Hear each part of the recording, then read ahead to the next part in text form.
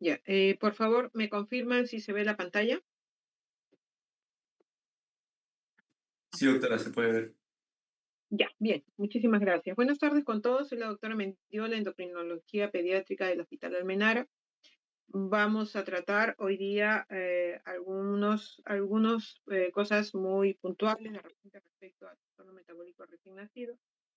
Considerar que hay temas que de repente son muy específicos ya para una determinada subespecialidad, pero de lo que vamos a ver ahora es básicamente los temas que ustedes deben de conocer a grandes rasgos de las alteraciones que pueden presentarse en un paciente de este grupo etario.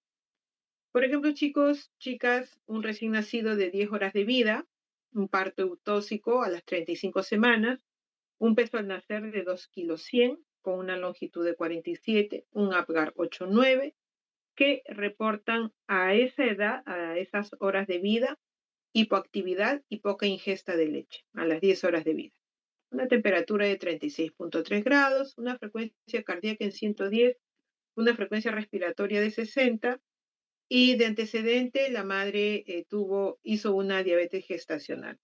Entonces, como ustedes pueden ver, hay una prematurez, que es una prematurez tardía, hay un peso al nacer, que es un bajo peso, eh, por la talla no hay ningún problema, el Apgar tampoco, pero hay algo que pasa con este niño, que hay una hipoactividad y una poca ingesta eh, de su alimento, de su alimento. Entonces, ¿qué puede estar pasando con este paciente?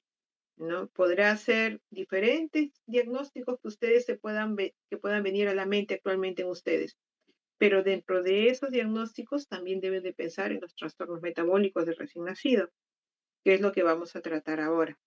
En general, es un grupo de alteraciones heterogéneas que van a darnos, que van a estar relacionadas a el metabolismo intermediario de los carbohidratos, a trastornos minerales óseos y trastornos hidrosalinos. En este caso, en esta clase se van a tocar los temas básicamente del metabolismo de los carbohidratos, sobre todo las hipoglicemias, y el metabolismo mineral óseo, sobre todo las hipocalcemias, que son los, digamos, los más comunes que podemos observar en el recién nacido. Ustedes tienen que tratar de siempre tener en cuenta lo que es más común. En el caso de la hipoglicemia neonatal, si queremos hablar de una definición, es un poco difícil dar una definición exacta, pero lo que podemos decir, y es lo que se logra prácticamente un consenso, hablar de hipoglicemia es un nivel de glucosa en sangre en que la función cerebral se altera. Dentro de las enfermedades metabólicas o trastornos metabólicos, es, digamos, el problema más frecuente en neonatología, llegando hasta un 15%, inclusive en recién nacidos sanos. Sin embargo, no todos van a tener síntomas. Por ello, a veces también se quiere definir la hipoglicemia, en este caso en general, como aquella que comparte la triada de Whipple. La triada de Whipple está dada por síntomas y signos de hipoglicemia, una glicemia disminuida en plasma corroborada con algún examen, un test de laboratorio y la mejora de los síntomas cuando se trata la hipoglicemia. En el recién nacido van a haber muchas controversias respecto al umbral del nivel de la glucosa. Así tenemos diferentes sociedades, como en el caso de la Academia Americana de Pediatría, la Sociedad de Endocrinología Pediátrica, eh, asociaciones británicas de recién nacido, canadienses, australianas, que van a dar, como ustedes pueden ver, valores de 30 miligramos, de 20 a 25 miligramos por decilitro de la glucosa en las 2 primeras horas post nacimiento como una hipoglicemia fisiológica. En el caso de la hipoglicemia transitoria, se habla de un nivel de 47 miligramos, sin embargo, no se coinciden todos en qué tiempo es, si es menos de 48 horas, algunos dicen menos de 72 horas cuando es transitoria, En el caso de las hipoglicemias severas, también hay variaciones, 18 miligramos por decilitro, 27 miligramos por decilitro. Es más, inclusive en el mismo screening para definir hipoglicemia, también hay algunas variaciones, pero habitualmente esto se hace entre las 2 horas y las 4 horas de vida. Por lo tanto, se cree que estas diversos puntos umbrales de laboratorio pueden estar dados por la variabilidad en la edad del recién nacido, ¿no? Qué tan prematuro es, qué tan bajo peso es, la disponibilidad del uso de fuentes alternas como cetonas y lactatos para algunos de ellos.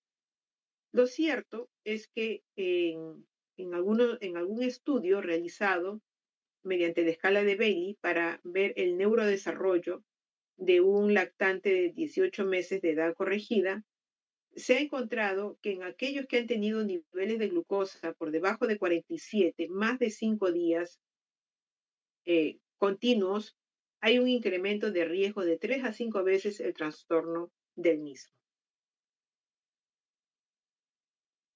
Por ello, se intenta hablar más de umbrales operacionales, umbrales diagnóstico y umbrales terapéuticos.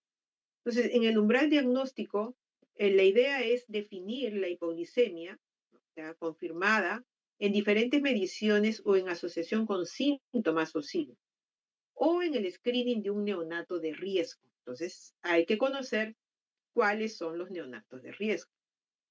Y por otro lado, después de las 48 horas de vida, si el neonato no logra mantener niveles de glucosa por encima de 60 y puede ya manifestar los síntomas neurogénicos, hay que estudiar la causa de esa glucosa que no pasa del nivel de 60.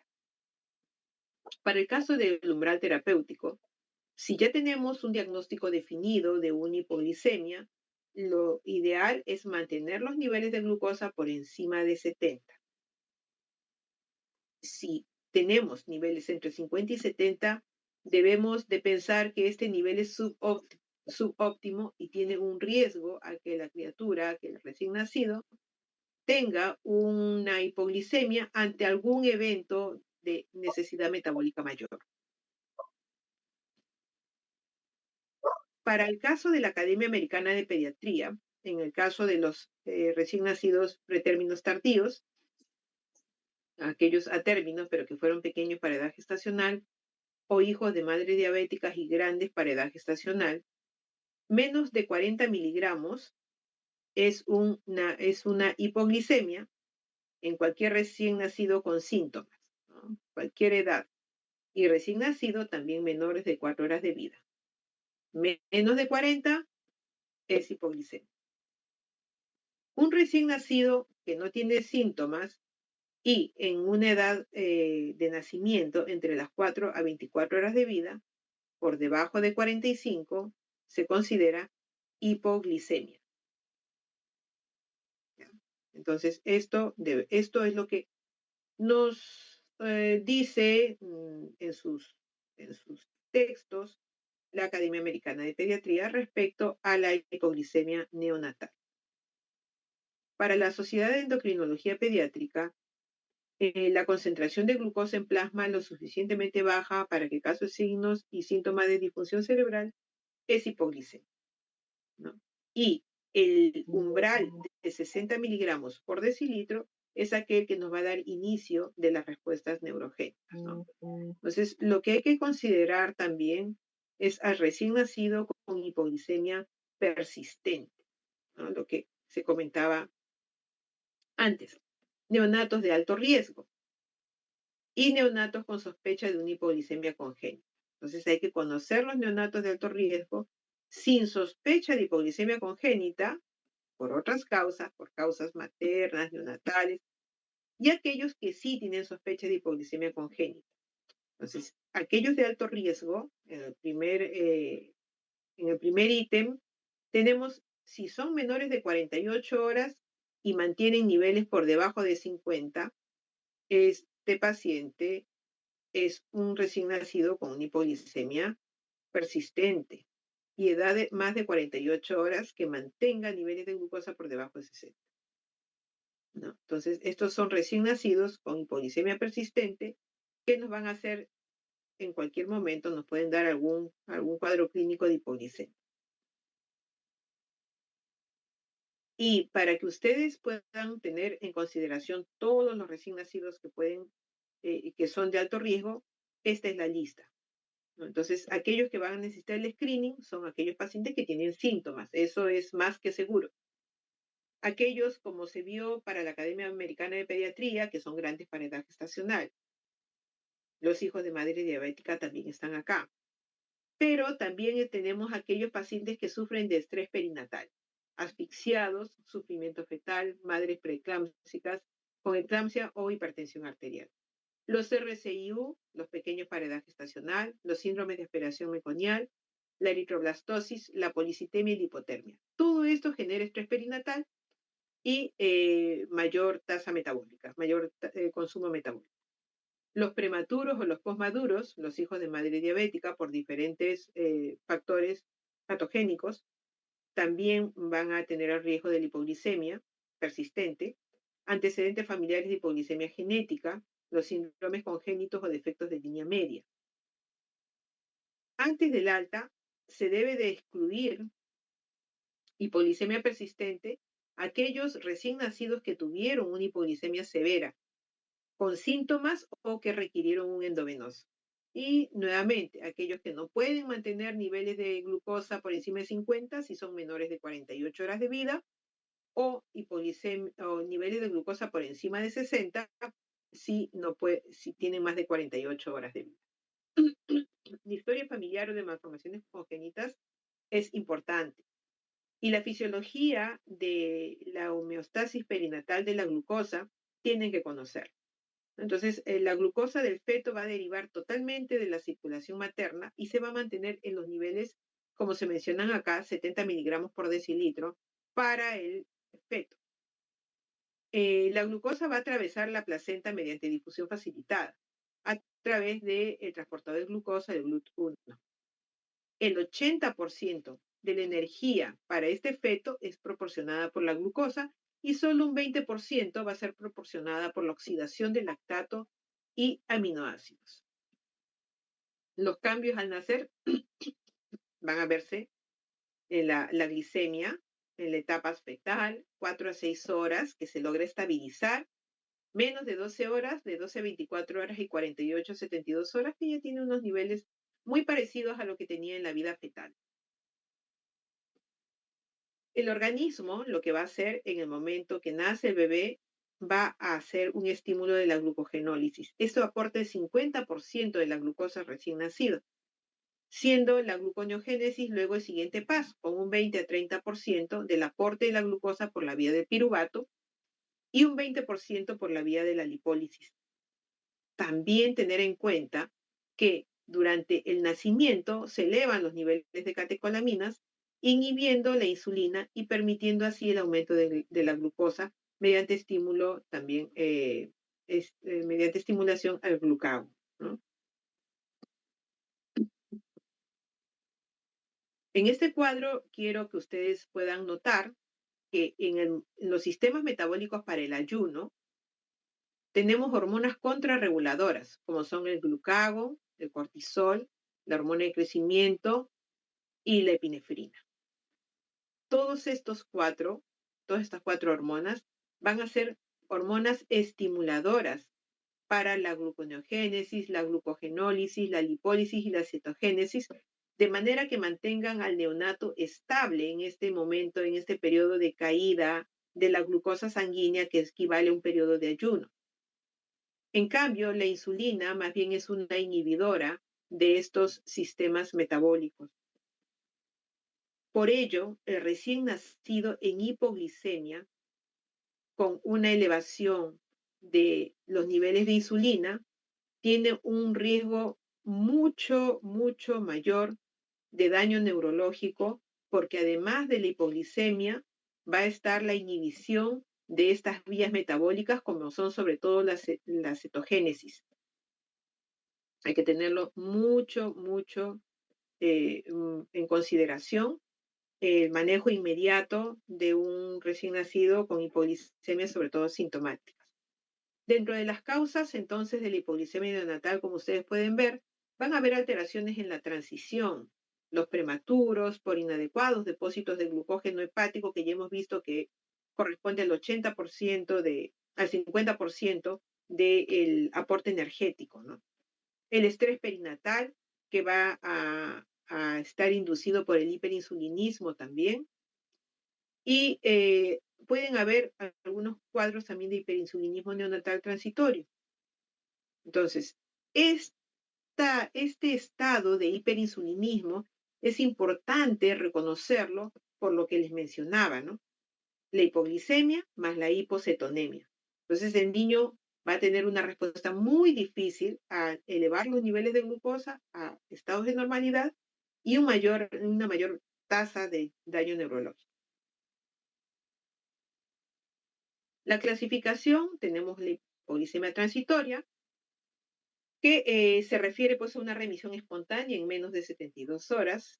Habitualmente esta hipoglicemia transitoria pues se relaciona con las reservas energéticas limitadas, inmadurez en el sistema de las hormonas contrarreguladoras, que ya se las he mencionado en ese cuadro, y en el caso también ya de datos propios del recién nacido, los prematuros, en los posmaduros, los PEG, los grandes para edad gestacional, los pacientes con asfixia, sepsis, policitemia, hiperinsulinemia inducida por estrés.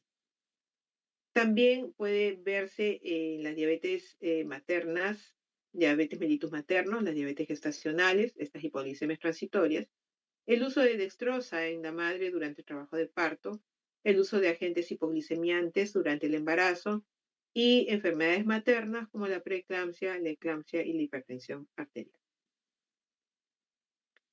Es importante definirla, requiere una intervención adecuada también para prevenirla hasta que el recién nacido sea capaz de regular su sistema de forma. Los datos de la historia clínica, nuevamente, historia clínica obstétrica, historia materna, es importantísimo para poder hacer prevención en el recién nacido. En el caso de la hipoglicemia persistente, es aquella que va a durar más de 72 horas, pero que además se observan unos requerimientos de glucosa altos, 8 a 10 miligramos kilo minuto para la glucemia. Ustedes ya algo deben de haber visto sobre el VIG, sobre todo aquellos que han estado rotando con el doctor Miguel de neonatología. Alta tasa de daño cerebral, el doctor Murga. Causas más frecuentes, también consideremos en aquel paciente que tiene una hipoglicemia persistente, un recién nacido a menor de 2 años, habitualmente va a estar relacionado con hiperinsulinismo, que puede ser transitorio o permanente o persistente, déficit de hormonas contrarreguladoras o déficit enzimáticos. Esos son de los más frecuentes para este grupo etario. Tener en cuenta la historia clínica, antecedentes familiares de cuadros similares, embarazo, el parto, si fue un parto pues a término, pretérmino, la edad gestacional, la consanguinidad para pensar en enfermedades, en hiperinsulinismo, por ejemplo, hipoglicemias persistentes. La característica de la hipoglicemia, en qué momento se da más, es antes de la toma de la leche, es después de la toma de leche, como en los casos de la galactosemia. La alimentación, cómo está haciendo, de repente no está no está teniendo una buena técnica de lactancia y el bebito recién nacido de repente está tomando en espacios demasiado alejados, ¿no? Habitualmente la toma de leche debe ser cada vez que el bebé recién nacido lo necesita, pero no más allá de 3 horas. El examen físico en realidad va a ser nada patognomónico. Los signos puede parecer signos de sepsis o shock por la hipoactividad. La dismorfia sí nos debe de llamar la atención, sobre todo defectos de la línea media, como alteración a nivel de los genitales, el micropene, una úvula bífida, un paladar muy alto, las cataratas también congénitas o las cataratas, perdón, que se puedan manifestar en el transcurrir, como por ejemplo para la galactosemia, ¿no? Por el depósito de galactitiol, la orina con un olor sui generis, como para los trastornos de metabolismo, los errores innatos de metabolismo, la macroglosia como parte del síndrome dismórfico. En cuanto a los signos y síntomas de hipoglicemia, tenemos simplemente que dividirlos en neurogénicos y neuroglucopénicos, ¿no? Los neurogénicos, activación del sistema nervioso autonómico, adrenérgico, colinérgico, es decir, las contrarreguladoras están trabajando, sobre todo a nivel adrenal, entonces vamos a tener tremor, taquicardia, palidez, hipotermia. Y los neuroglucopénicos, que ya están relacionados a la disminución de la glucosa a nivel cerebral y el uso de oxígeno.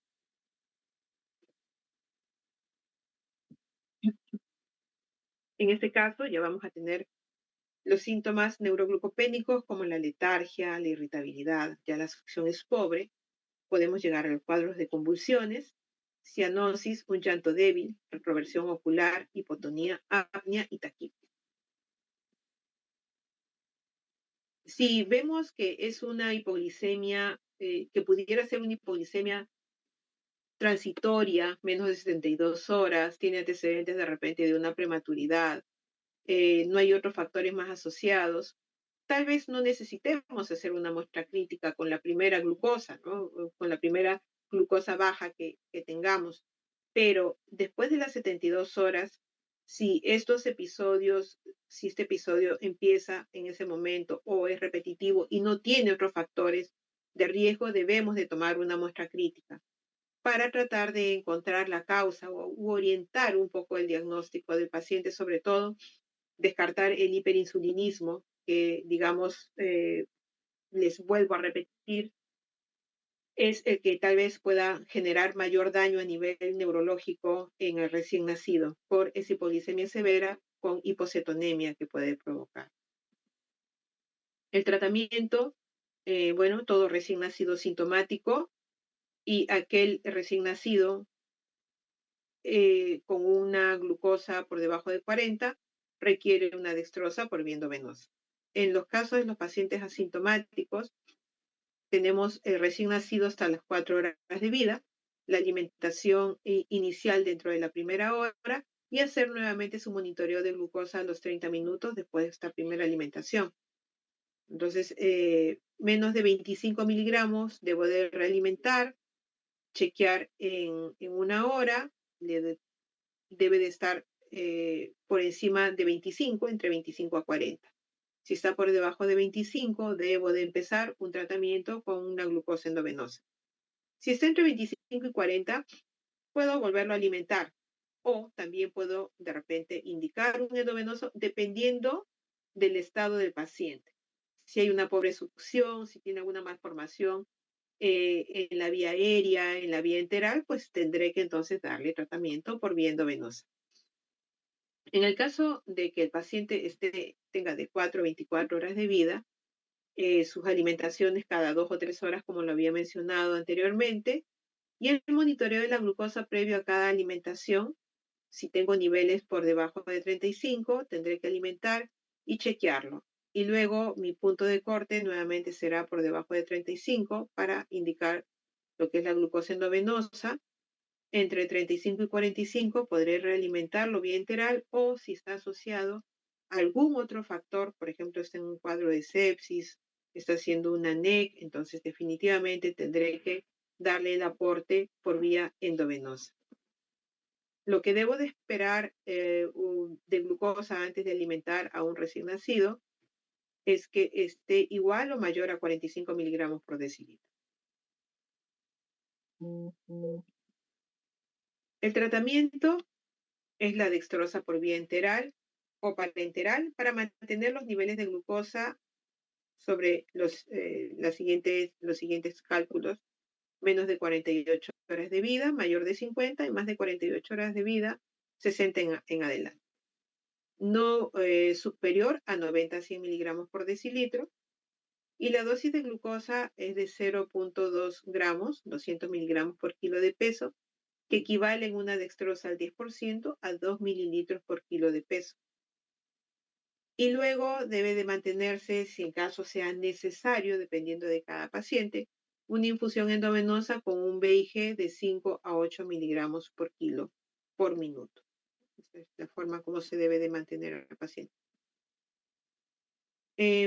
Según la Sociedad de Endocrinología Pediátrica, las recomendaciones de manejo para un recién nacido con sospecha de hipoglicemia congénita, es decir, un paciente que posiblemente tenga una hipoglicemia persistente, va a ser aquellos que necesitan infusiones de glucosa con un VIG altos. Más de esos casos se debe sospechar o un hiperinsulinismo u otra causa de hipoglicemia persistente, ¿no? Esto solamente es un dato que hay que tenerlo igual en consideración. Si yo veo que sigo avanzando en el VIG con mi paciente y llego hasta 20 miligramos kilo minuto, en realidad ya este VIG tan alto no va a ser de ayuda poder tener un estado euglicémico, un estado de glicemia normal. En estos casos, estos pacientes posiblemente ya estén con un manejo farmacológico. Sí es importante para aquellos con sospecha de hipoglicemia congénita mantener las glucosas en 70, ya lo habíamos hablado como un umbral terapéutico por encima de 70. Las hipoglicemias severas sintomáticas, también ya lo hemos conversado acerca del manejo. Puede utilizarse glucagón. Es importante que ustedes sepan que se puede utilizar glucagón 0.5 a 1 miligramo por diferentes vías, endovenoso, intramuscular o subcutáneo, si hay una hipoglicemia por hiperinsulinismo. Pero también es importante que ustedes sepan que en el Perú no hay glucagón. Pero es importante que sepan que en otro sitio, porque de repente muchos de ustedes van a querer salir, que sí se utiliza glucagón con los casos de sospecha de hipoglicemia por hiperinsulinismo. El diazóxido también es un medicamento para ser utilizado en hiperinsulinismo congénito, pero no como un medicamento de acción aguda, de acción inmediata, ¿no? Los efectos, como ustedes pueden ver, se dan entre el segundo al cuarto día.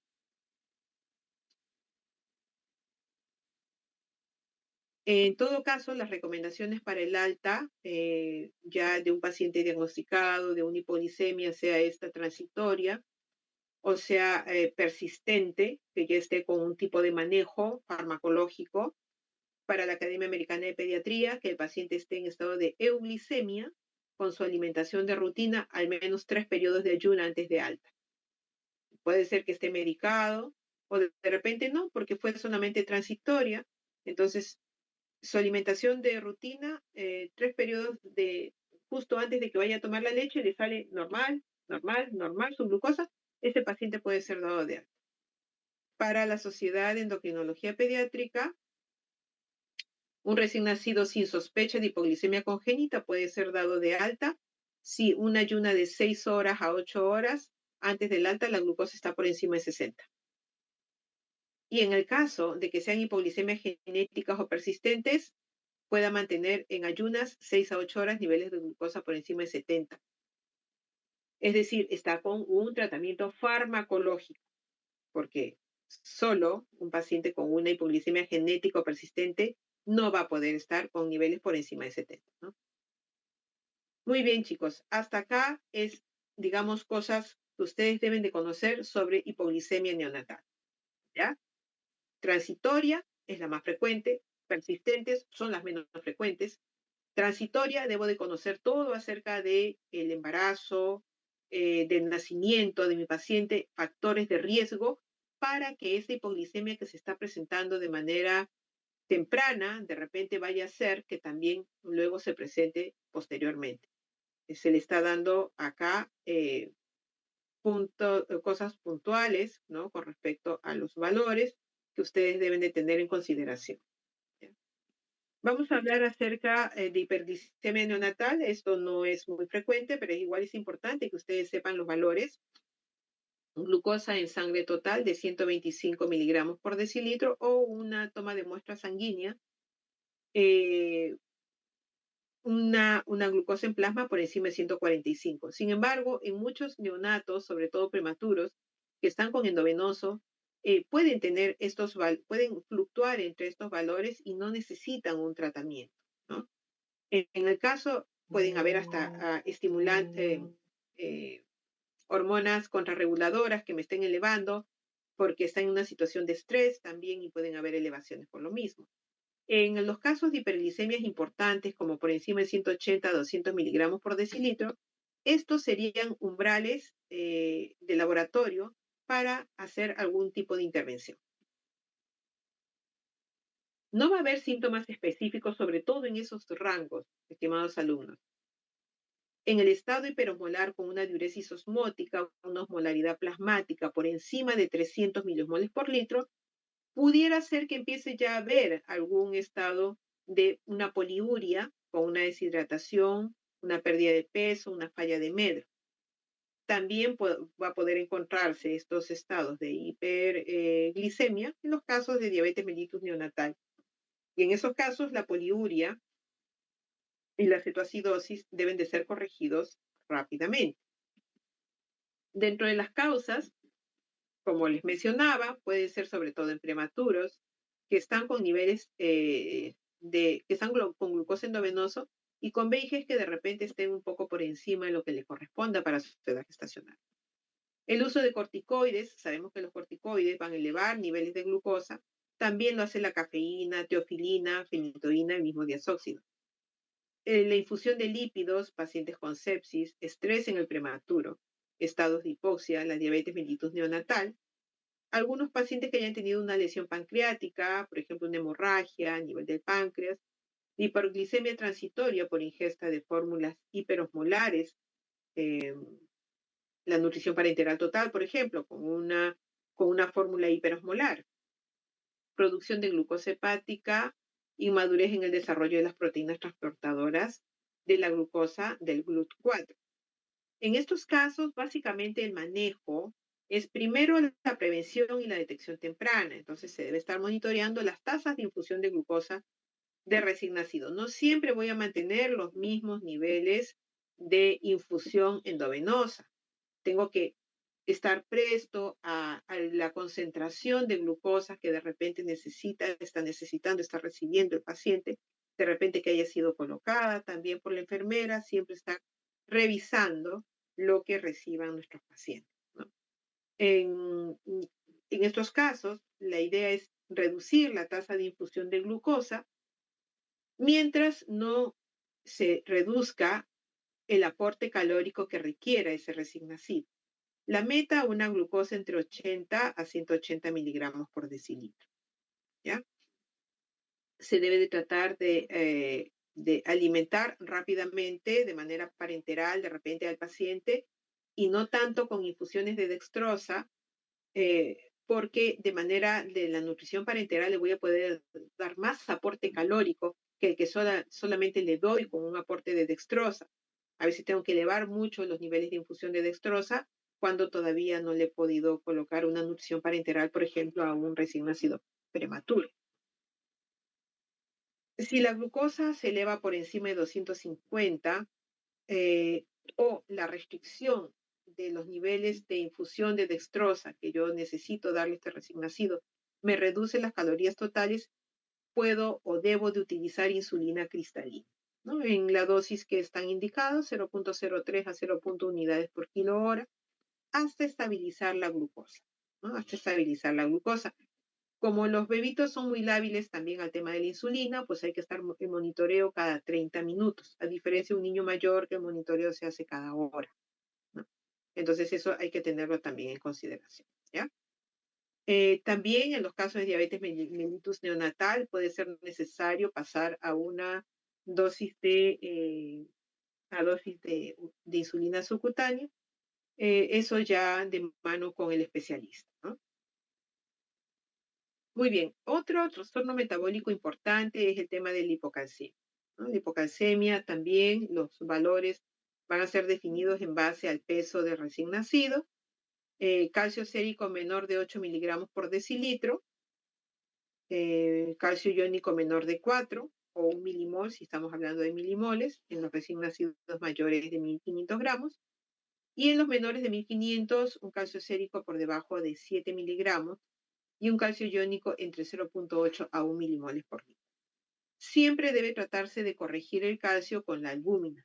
para tener un calcio real, ¿no? Entonces, como se ve esta flecha, el pasaje de la placenta al hueso va a pasar, así como se ve el calcio, también va a pasar fósforo, magnesio, pero la flecha es mayor, el traspaso de calcio de placenta a hueso que la inversa.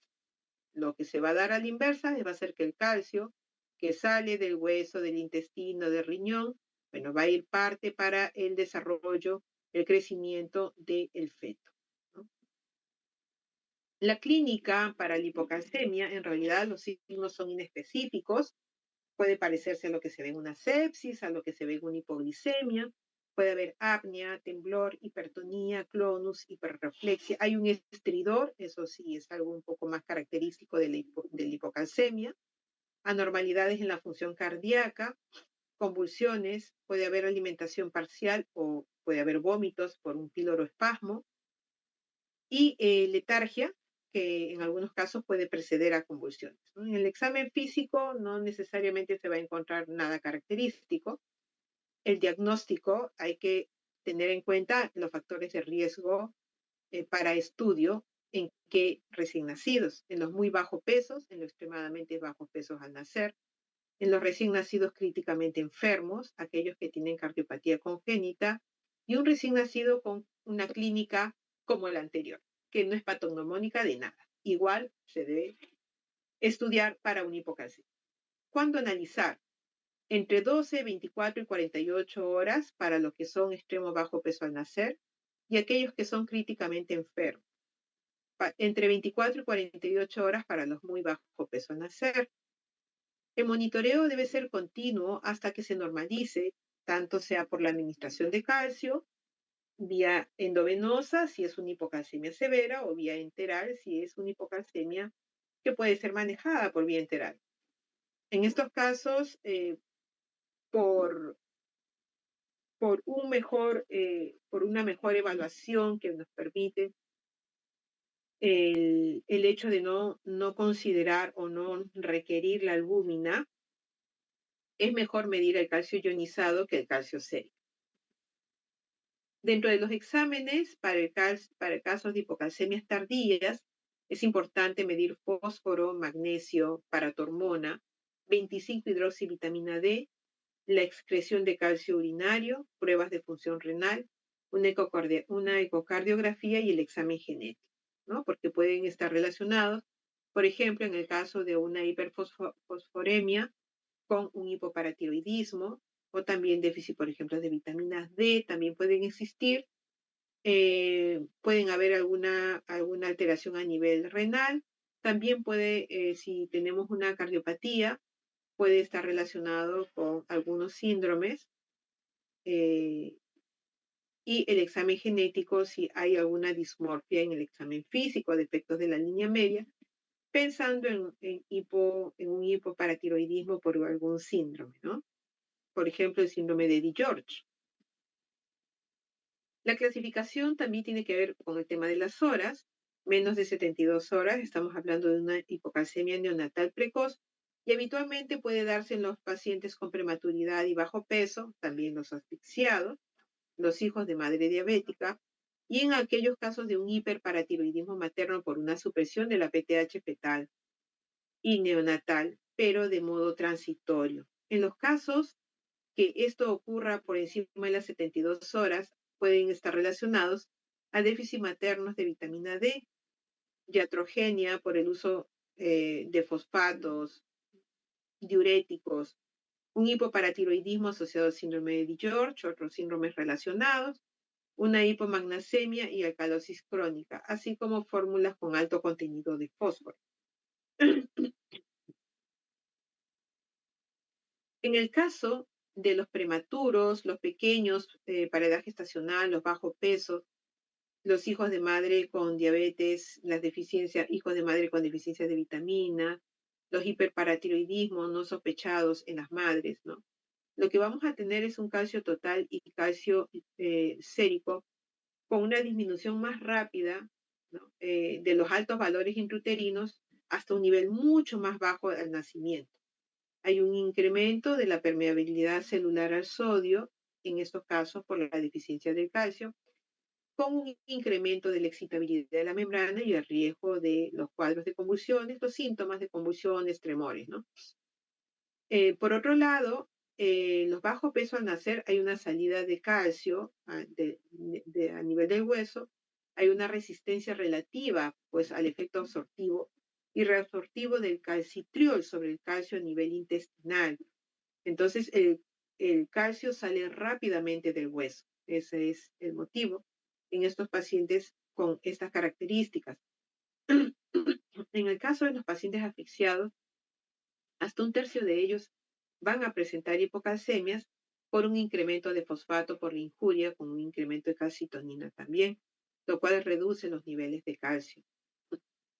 El 50% de los hijos de las madres diabéticas también van a tener una hipocalcemia multifactorial. En estos casos hay una pérdida incrementada de calcio y magnesio a nivel de la orina, hay una disminución de la secreción de PTH al nacer y todo esto se evita solamente con un buen control materno. El tratamiento agudo es con gluconato de calcio al 10%, donde 100 miligramos equivalen, donde encontramos 100 miligramos por mililitro de la solución. Se da la dosis es de 1 mililitro por kilo en dextrosa al 5%, y se debe administrar máximo en 20 minutos, entre 10 y 20 minutos, máximo 20 mililitros de gluconato de calcio por bolo. La velocidad máxima de infusión también hay que tenerla en consideración y debe estar monitoreado el paciente con una suspensión de la infusión si la frecuencia cardíaca está por debajo de 100. En estos casos, los bolos pueden repetirse hasta que cesen los síntomas y tener en consideración que no se deben de administrar con fosfatos o carbonatos por el riesgo de precipitación. Hay que tener en cuenta los riesgos de la infusión de calcio. Todo fármaco está exento también, no está exento de producir algún efecto. En el caso del gluconato de calcio, por el calcio, las bradiarritmias, si no está bien colocado, si no tiene un buen acceso venoso, la extravasación en tejido subcutáneo puede producir necrosis y calcificación del calcio y puede haber necrosis hepática. En el caso de mantenimiento, una dosis de mantenimiento, ya el gluconato de calcio puede ser todavía mantenido por vía endovenosa, ¿no? A la dosis de 200-800 miligramos por kilo día, o también puede pasar a vía oral si es que ya hay una buena tolerancia enteral. Y si los niveles de calcio sérico están por encima de 7.5, ¿no? O del iónico en miligramos por decilitro mayor de 2.5. Entonces, esto puede darse por vía oral acompañado de calcitriol en los casos de un hipo o un pseudohipoparatiroidismo que habitualmente se inicia entre las 24 a 48 horas de iniciado todo el manejo desde el cuadro, desde la terapia aguda, ¿no? Las dosis de calcio vía oral entre 50 a 150 y las dosis de calcitriol también que están en microgramos en este caso por kilo de peso, ¿no? El calcio no se puede dar y decir, bueno, ya lo mantengo así hasta que el niño sale de alta. Hay que estarlo monitoreando. El calcio sérico, iónico, fósforo debe estar en valores normales. El producto calcio por fósforo no debe de pasar de 65. O sea, multiplico el valor de calcio y fósforo, no debe ser mayor de 65 por el riesgo de depósito de calcio en tejidos blandos, incluyendo riñones. No debe de haber hipercalciuria tampoco, por lo tanto hay que determinar el calcio y creatinina en orina al azar. Si el calcio en orina de 24 horas es más de 4 miligramos por kilo día, se debe suspender el calcitriol y reiniciar cuando el calcio esté normal, con un 20% menor de las dosis del calcitriol. Los controles que se deben de tener para el monitoreo siguiente siempre es fósforo, magnesio, electrolitos, creatinina, albúmina, la paratormona intacta y la 25-hidroxivitamina D, porque esta es más estable que la 1,25-hidroxivitamina D. Y en orina al azar, sodio, potasio, cloro, proteínas totales también hay que tener en consideración. La hipercalcemia neonatal es un estado mucho más raro, hay que tener en consideración igual, conocer los valores. Calcios séricos 11 hasta 11, es esperado, asintomático, bueno, es una hipercalcemia leve, hasta 12 miligramos por decilitro, y en los casos severos de 16 en adelante, y eso sí requieren intervención médica inmediata, ¿no? Las causas pueden ser por un uso excesivo de calcio, un prematuro extremo, el hiperparatiroidismo, un hipertiroidismo también, una hipofosfatasia, o sea, alteraciones en el manejo del fósforo, incremento en la absorción intestinal de calcio, la hipervitaminosis B también puede llevar a una hipercalcemia, la disminución del clearance renal de calcio, o sea que no elimine, una hipercalcemia hipocalciúrica familiar, hay formas idiopáticas también, la falla renal aguda y las necrosis grasas subcutáneas, ¿no? Pueden ser como causas. La clínica, el paciente va a estar hipotónico, puede tener encefalopatía, hay una poca ingesta, el paciente es vomitador, tiene hilio, un hilio que lo lleva pues, al estreñimiento de manera frecuente, puede haber poliuria, hepatoesplenomegalia, anemia y calcificaciones extraesqueléticas por la hipercalcemia. Es un paciente que crece poco, puede tener fracturas o displasias óseas, puede ser un cuadro sindrómico como el síndrome de Williams, el soplo cardíaco puede estar asociado, puede haber necrosis grasa subcutánea y en los casos del hipertiroidismo, pues tener mucho cuadro clínico del mismo, como tremores, taquicardia, la falla de medro, los ojos saltones.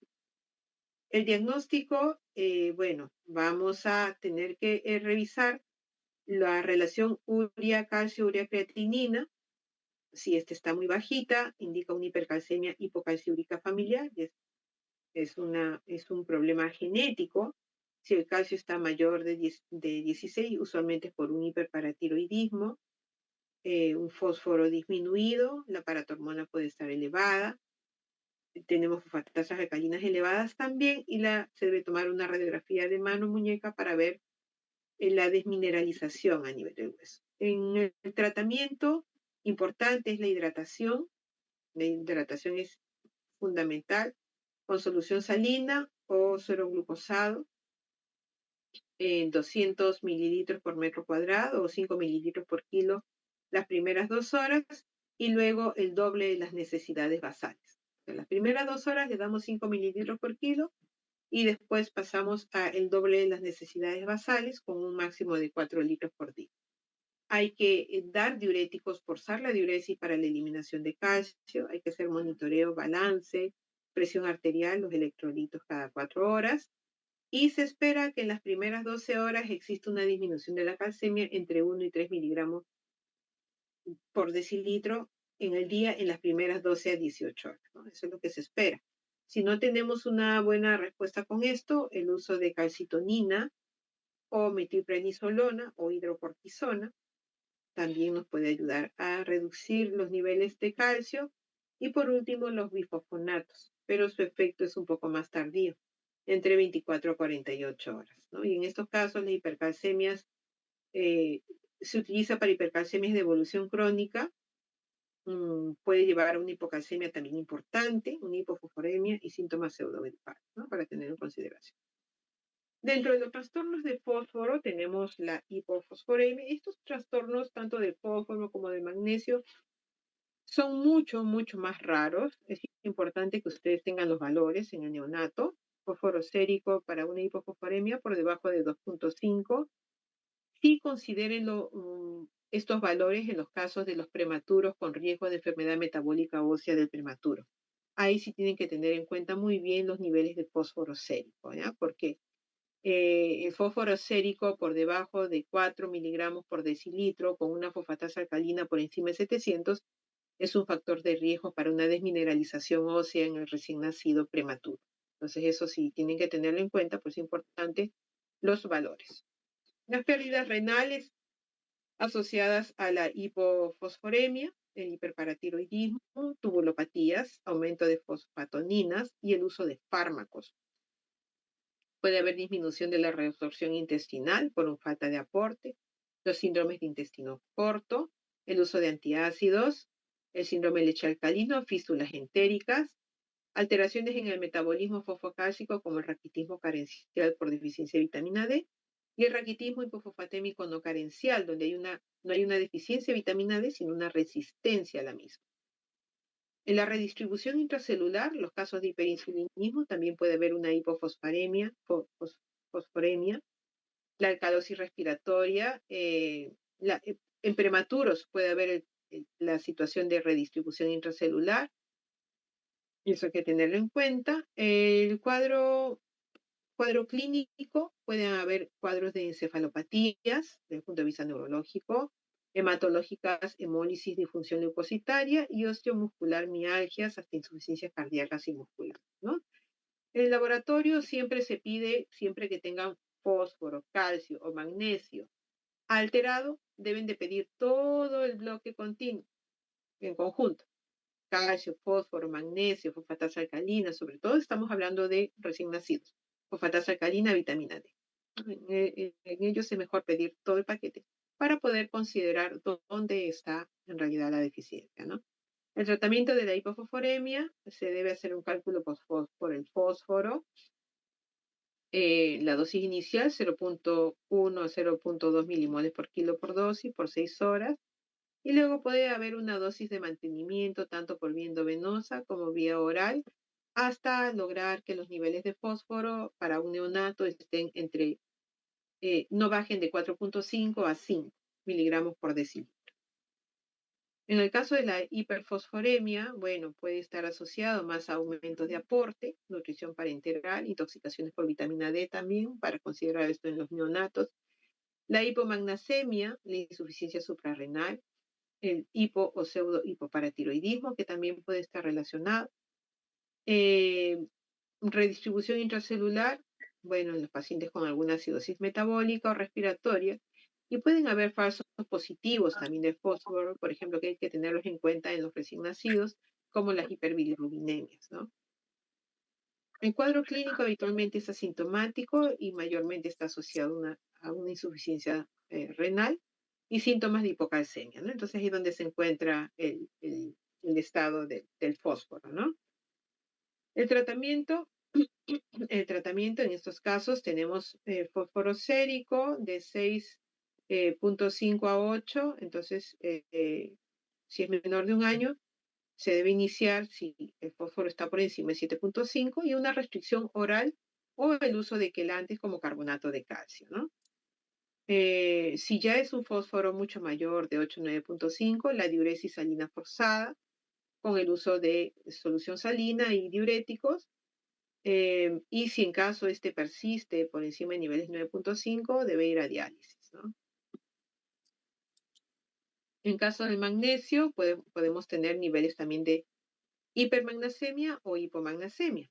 Habitualmente el uso de sulfatos a la mamá por preeclampsia, el uso de antiácidos que contengan magnesio, y la hipomagnesemia más bien es muy raro, ¿no? Mayormente en las hipocalcemias que son tardías.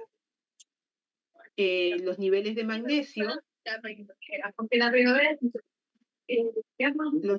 magnesio, niveles mayor de 3 miligramos, es una hipermagnesemia, ¿no? Y más de 6 sí puede tener síntomas de severidad, como son la apnea, la depresión respiratoria, letargia, hipotonía, hiporreflexia, pobre succión y disminución de la motilidad intestinal, así como retraso en la salida del meconio.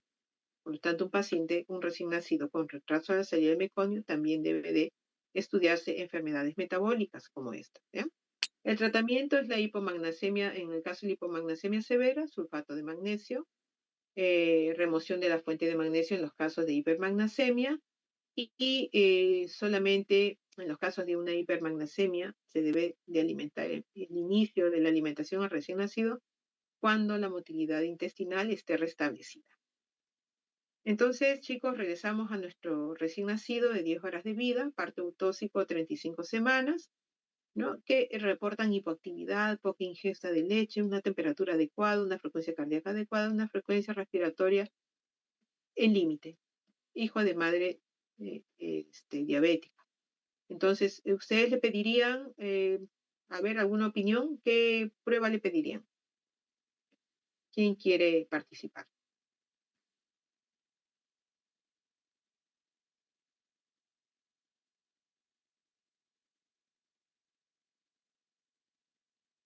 ¿Qué prueba le pedirían a este paciente?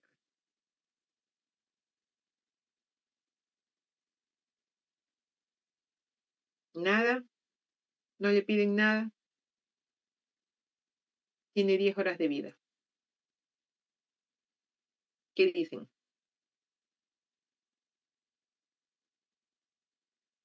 A ver, mi delegada, ¿qué le pediría al paciente? Ya te ganas tu punto también, ¿ah?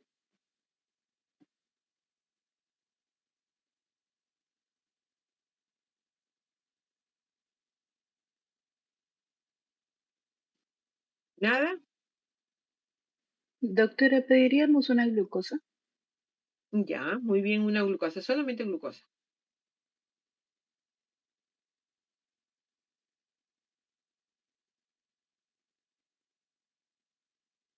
Ya, muy bien, entonces le piden su glucosa. Tiene un hemoglucotés en 35 miligramos por decilitro y un calcio en 8 miligramos por decilitro. ¿Quién quiere decirme si estamos en hipoglicemia o en hipocalcemia o en las dos cosas? A ver, María Alejandra.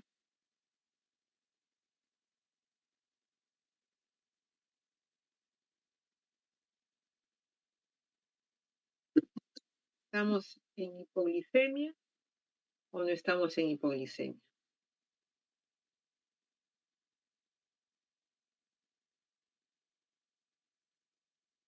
Jack, ¿qué dice Jack? Nota, chicos. ¿Ah?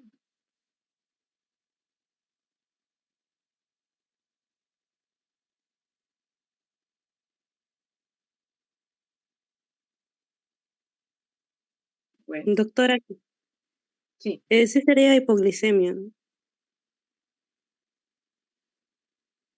Ya, estamos entonces en hipoglicemia. Porque, claro, sería menor de 48 horas, ¿no? Y se presenta 35 miligramos por decilitro, y lo que nos indican es que lo recomendable es que sea mayor de 50, ¿no? Pero en este caso está menor. Así es. Entonces está en hipoglicemia. Sí. Sobre todo, no sé si te puedes dar cuenta, ¿y el calcio cómo lo ves? El calcio, bueno, calcio sérico menor de 7.6 sería Claro, hipocalcemia. entonces no tiene hipocalcemia. Lo que tiene hasta acá es una hipoglicemia sintomática o asintomática, Andrea.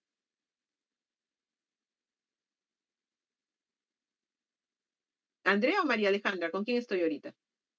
No les puedo Mm, ver. con Aleisa, doctor. Aleisa. Ok. Sí. Aleisa, ¿con qué estamos? ¿Con hipoglicemia sintomática o asintomática? Mm, a ver, presenta mm,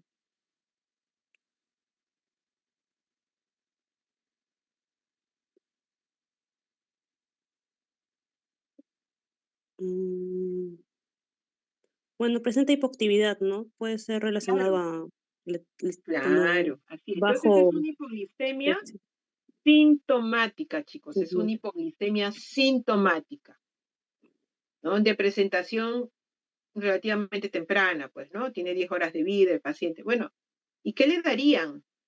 Poca ingesta, dice, no quiere tomar nada. Glucosa intravenosa. Muy bien, Aleisa. Glucosa endovenosa. Ahí está, por el peso y, si es necesario, mantenerlo un VIG. Muy bien, chicos. Entonces, vayamos. Muy bien, bien, Aleisa. Entonces, ya vayamos entonces, chicos, dando por terminada esta clase. Ya yo les voy a hacer llegar a la delegada la clase. Por favor, más o menos 7:30, 8, te estoy entregando, te estoy mandando porque ahorita se me complica un poco.